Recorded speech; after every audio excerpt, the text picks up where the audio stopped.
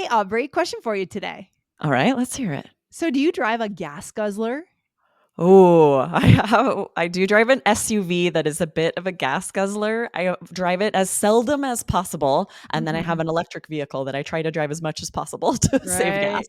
Oh my god, I definitely drive a gas guzzler. I drive an old Toyota 4Runner from 2006. Oh And so man. so our Supreme gas guzzler.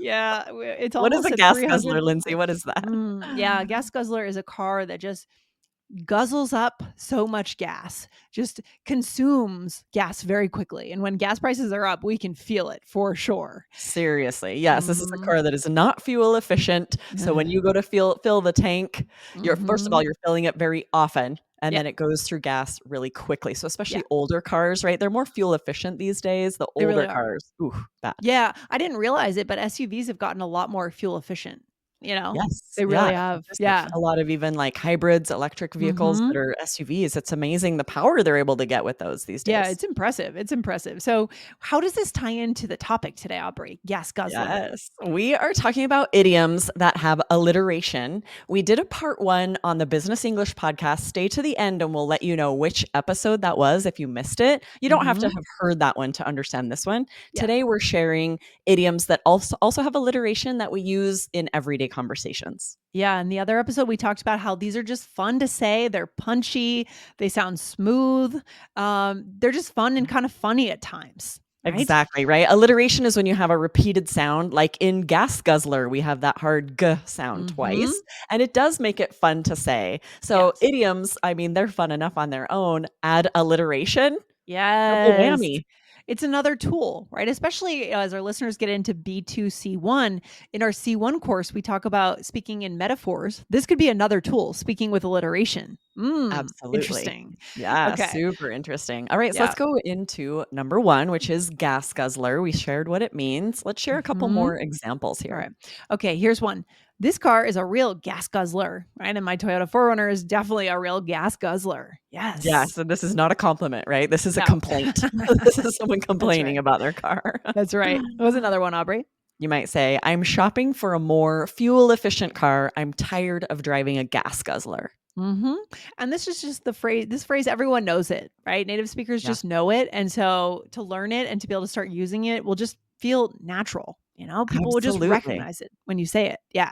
Mhm. Yes, and it's really interesting. It's amazing how much that alliteration makes it more playful. Because if you're going to Mhm. say, "Oh, I want a more fuel efficient car," it's just so Boring. much more fun and informal and playful to say, "Oh, I don't want to drive a gas guzzler." Yeah, if we said that, I mean, it's not wrong, it's fine, but sometimes, I don't know, it can feel something saying that would feel kind of formal, kind of distant, kind of Exactly. It stiff. adds a distance. Yes, Mhm. and just Mhm. using idioms and slang, and alliteration, it closes that distance and Close the makes the distance. connection closer.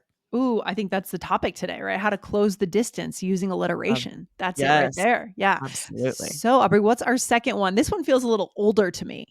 Yeah, this is my Yeah. parents said this a lot. Yeah. It's "get your goat," Yeah. which means to, like, bother or annoy, and Mhm. whenever my brother would do something annoying and I would complain about him, Yeah. my mom especially would say, "Why do you let him get your goat?" It meant, like, "Why do you let him bother you? Why do you care?" Yeah, for sure. Were you and your brother close in age, or how far Yes. apart in age are you? Mhm. Yes, a couple of years apart. I'm actually going to Mhm. see him on Thanksgiving in a few days. I'm very Nice. excited. That's But awesome. we really were at fisticuffs as kids. You heard that phrase? It Yeah. was like we were just always fighting, always Yeah, arguing. my brother and I were the same way. We're 2.5 years apart. He's 2.5 years younger, but I think that age difference is really, really, That's exactly bad what we are. for He's yeah. 2.5 years Yeah. younger than me. Yep, Exactly. yep, the fighting is intense when you're a kid. So let's see, what is another sample sentence, yeah? So you Would might say about somebody, "That Mhm. guy really gets my goat," right? Or Yes. "That lady really gets my goat." And this is a more informal, playful way of saying they really bother me, they really annoy Mhm. me, which that is a phrase that you want to kind of take some of the ire out of. You want to make it more playful because Right. otherwise it's like you're being too serious about or you're Yeah. like, it's not a good look to get really annoyed. Yeah, what are you gonna say? "I really hate that person." No, right? You need No. something else to say, to kinda yeah, to lighten it and make it diffuse what you're saying a little bit. Yeah? Yeah, and this is a little less common. I think you're right. You're kind of feeling like it's maybe a little older, maybe, Yeah. the generation older than us used it more. Mhm. I do Mhm. still hear it. I think you guys will hear it on TV podcasts, but Yeah, a I little still less hear it. common. Yeah, I still hear it. I think my grandmother used to say it, but I still hear it for sure. Yeah, So it lives on. It lives on. it lives I hope Um, it will. It's fun, and the alliteration, "get your goat," so fun. and number 3 is make a mountain out of a molehill. This one is also still very common, although it may be a little bit older too. Make a big deal out of something small. Okay. Exactly. So you might say, "I'm upset she's late, but I'm trying not to make a mountain out of a molehill." You're like, Mm. "I'm trying to be chill. I'm trying not to make Yeah. a big deal out of something that's really not a big deal." Right. To not be so dramatic, right? Take the drama out of life a little bit. Yeah. Exactly. Yeah. Yes. Or you might say about someone, okay, he's Mhm. making a mountain out of a molehill. This really wasn't a big deal. Right. Yes. So and it is if you're saying this about someone, you're trying to share that they're being too dramatic, like you said, Lindsay, Mhm. this is a good way to lighten it up a little bit. Do you know anyone, Aubrey, that tends to do this? They just kind of go full speed into feeling everything with intense Probably drama? me.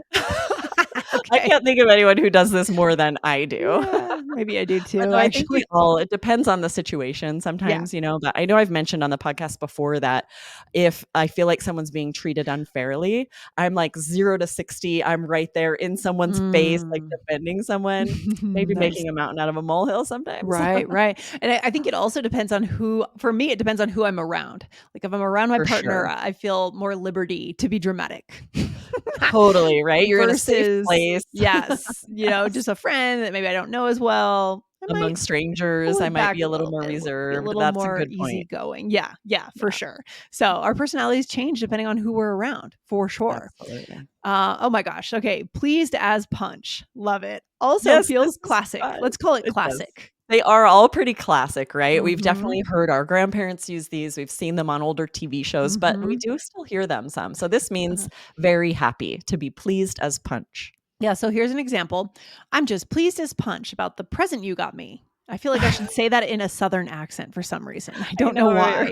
Or why. or like imitate a cute little grandma. It's Yes. true. Or you might Yes. say, "He looks pleased as punch. Something really good must have happened."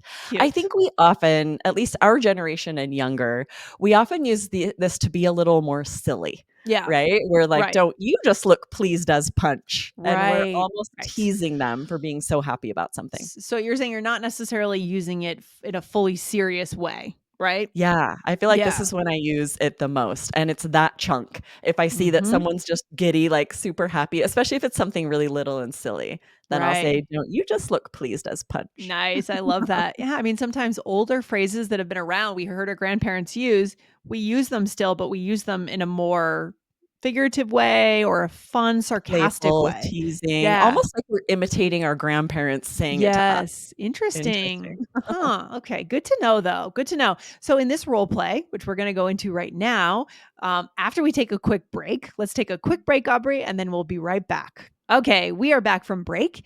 Here in this role play, you work at a car dealership, and I'm shopping for a new car. Okay. Alright, let's do it. You wanna start us out? Yes, here we go. All right. Can you tell me how many miles per gallon this car gets? I don't want a gas guzzler. I know what you mean. It really gets my goat when you see that gas gauge dropping so fast. Yes. Not to make a mountain out of a molehill, but I definitely want to avoid that.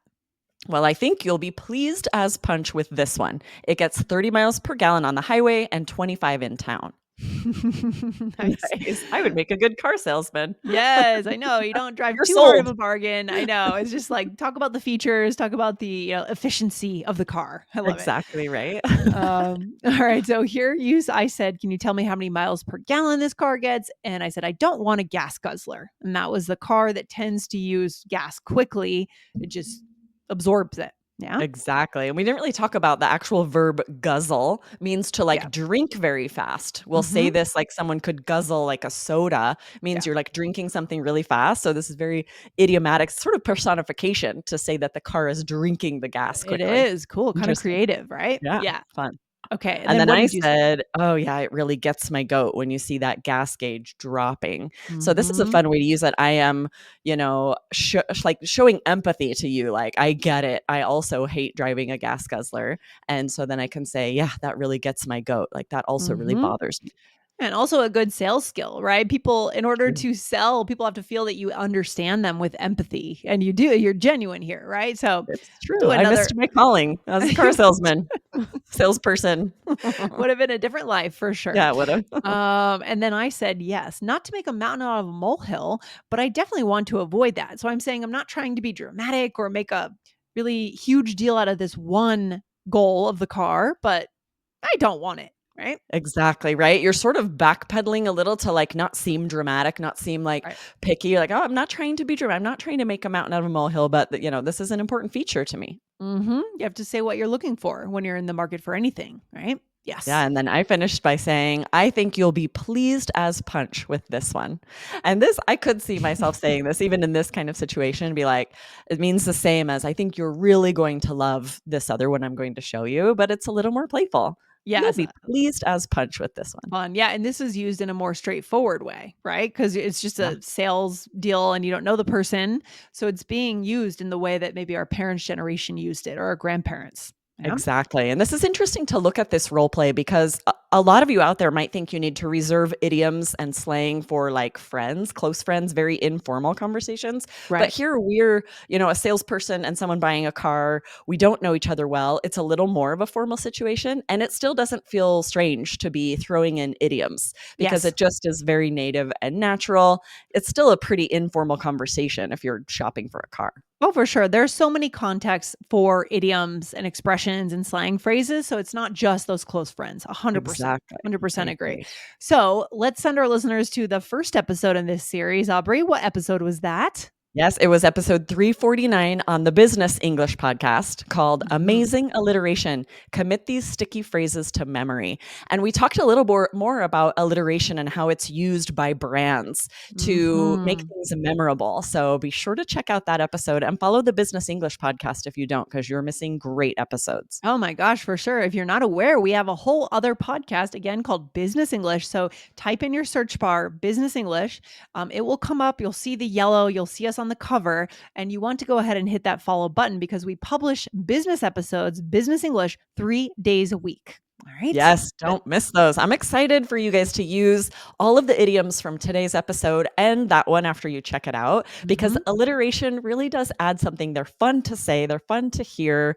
So Hmm. not only do you have all these great idioms, they all have alliteration. Yes, I love it. And what was what that we said at the top of the episode, kind of closing the gap, right? Between, trying to find ways to get closer to people using these fun expressions, play around with language. Don't just use textbook phrases all the time. This is how we build connection. Yeah. Absolutely. I agree. So fun. All right, Aubrey. See you in the next one. Take care. Awesome. See you next Bye. time. Bye.